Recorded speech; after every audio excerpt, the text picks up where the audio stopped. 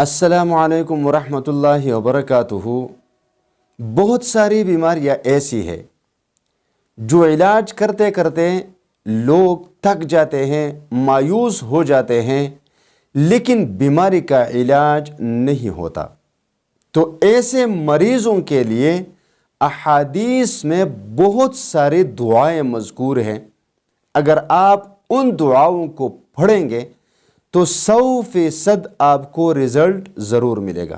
لیکن میں تقریباً یہ پہلے بھی بتا چکا ہوں، آج بھی بتانے کی کوشش کرتا ہوں کہ آپ کے وظائف تب کارآمد ہوں گے جب آپ نماز کی پابندی کریں گے، نمبر 1۔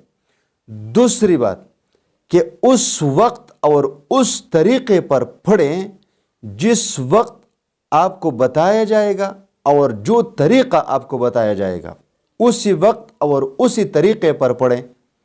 تیسری بات کہ آپ اللہ پر ایمان رکھیں اور اس وظیفے کو اللہ سے مانگنے کا ایک وسیلہ رکھیں، تو انشاءاللہ تعالی آپ کو ضرور کامیابی ملے گی۔ اب اگر کوئی ایسی بیماری میں مبتلا ہے جو لا علاج ہے، اس کا علاج نہیں ہوتا، علاج کرتے کرتے آپ مایوس ہو چکے ہیں، تو آپ نے اس طرح کرنا ہے کہ یہ جو وظیفہ، یہ دعا، یہ مشکات شریف میں، ترمذی شریف میں یہ دعا مذکور ہے۔ رسول اللہ صلی اللہ علیہ وسلم فرماتے ہیں اس دعا کو 7 مرتبہ پڑھیں، جو آپ کو سکرین پر نظر آ رہا ہے۔ 7 مرتبہ پڑھیں اور مریض پر دم کریں تو لا علاج بیماری سے مریض شفایاب ہو جائے گا۔ تو اس دعا کو آپ لکھ لیں اور پھر اس کو یاد کر لیں۔